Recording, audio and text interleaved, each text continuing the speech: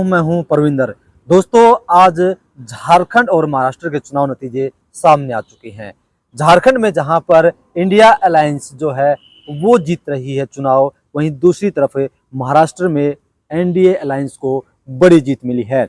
इसके अलावा वायनाड की बात करें तो यहाँ पर प्रियंका गांधी ने जबरदस्त जीत हासिल की है। और इसके अलावा भी कई नतीजे जो हैं उपचुनाव के सामने आए हैं, जहां पर बीजेपी ने काफी सारी सीटों पर बाजी मारी है।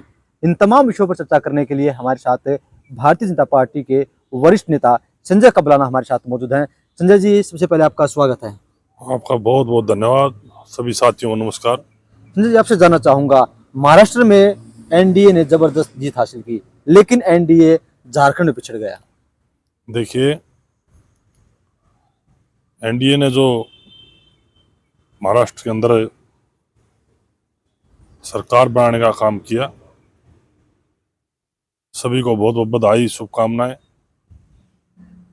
और जो झारखंड की परिस्थितियां जो रही होंगी, जिन्हीं कारणों के साथ पहले भी उनकी सरकार थी, और जो भी परिस्थितियां रही हैं उसको आगे चल के और अच्छी तरीके से संभालने का काम करेंगे और आगे और संघर्ष करके झारखंड में भी आने वाले समय में बदलाव करेंगे। और भारतीय जनता पार्टी देश के अंदर ऐसा संगठन है जो विकास के नाम पर काम करती है। आदरणीय देश के प्रधानमंत्री यशस्वी नरेंद्र मोदी जी के नेतृत्व में एनडीए आगे बढ़ रहा है और देश आगे बढ़ रहा है। लगातार विकास की तरफ देश को भारतीय जनता पार्टी आगे बढ़ाने का काम कर रही है।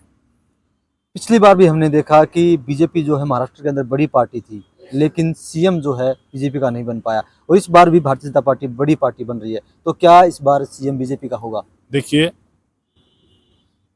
ये पार्टी के शीर्ष नेताओं का निर्णय होगा कि फैसला क्या हो, लेकिन मैं ये जरूर कह सकता हूं, भारतीय जनता पार्टी महाराष्ट्र के अंदर बड़ी ताकत के साथ उभरी है। और मैं कह सकता हूं कि भारतीय जनता पार्टी महाराष्ट्र के अंदर मुख्यमंत्री बनाने का काम करेगी। संजय जी, वायनाड की बात करें तो वहां पर प्रियंका गांधी ने जबरदस्त जीत हासिल की है। वायनाड की जो परिस्थितियां हैं, पहले भी राहुल गांधी वहां से सांसद थे, और वहां की परिस्थितियां जो हैं वो उन्होंने जिस तरीके से राहुल गांधी को पहले बनाया, उसकी बहन चली गई, आज लोगों ने उसको बनाने का काम किया।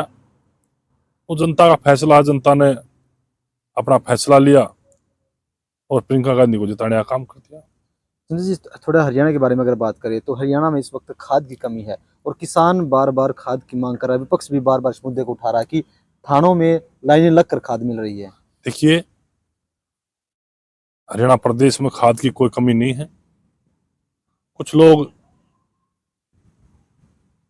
स्टॉक के कारण किसानों को थोड़ी बहुत परेशानी होती है,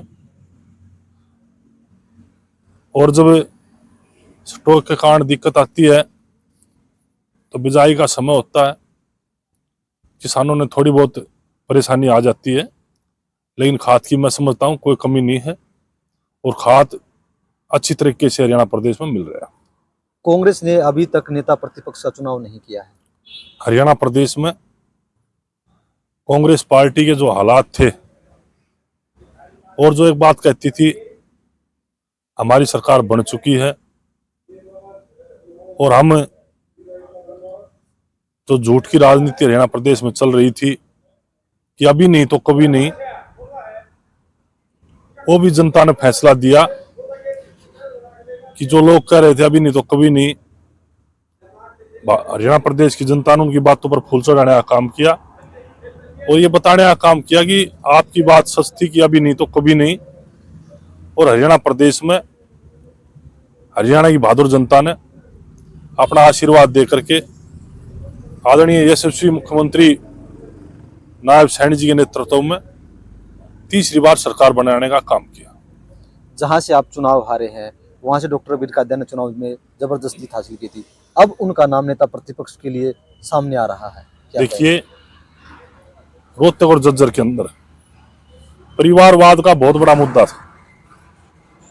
कभी चौधरी के नारे पे, कभी हार का बदला ले लो, इसी नारे को लेकर के परमानेंट कई साल से काम चल रहा था।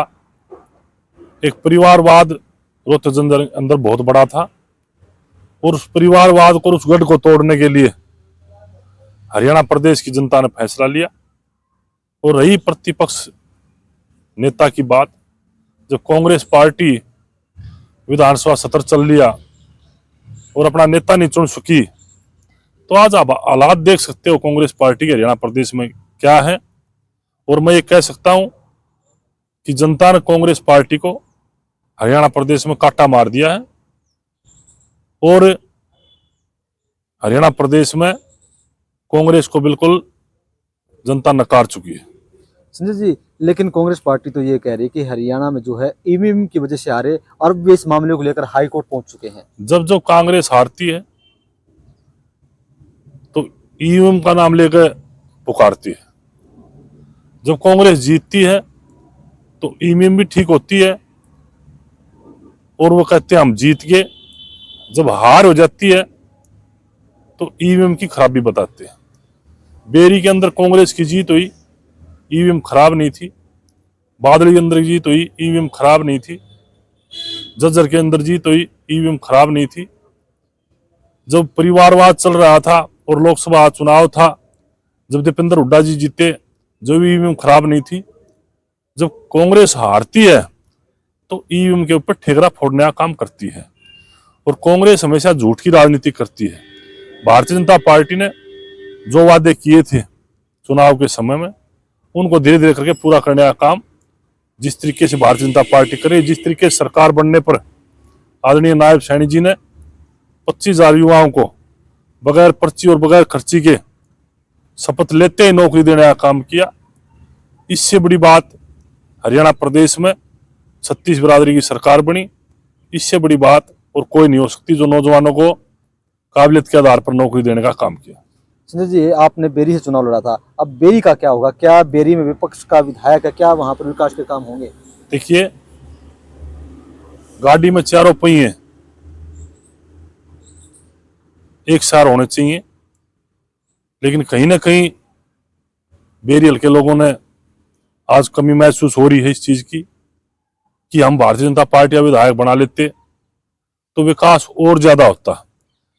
बेरी की जनता को ये मैं आश्वासन दिला सकता हूं कि जो सरकार हमारी आज भारतीय जनता पार्टी हरियाणा प्रदेश में बनी है, जो विकास हम सरकार की तरफ से करा पाएंगे, बेरी के अंदर पूरा प्रयास करके, पूरी मेहनत करके बेरी का विकास कराने का काम करेंगे। तो सुना आपने, संजय कबलाना का साफ तौर से यही कहना है कि बेरी के अंदर जो भी वो काम करा सकते हैं उस काम को कराएंगे। साथ ही साथ उन्होंने महाराष्ट्र में जीत पर जो है सभी देशवासियों को बधाई भी दी है। संजय जी, हमसे बातचीत करने के लिए आपका बहुत बहुत धन्यवाद। आपका भी बहुत बहुत धन्यवाद।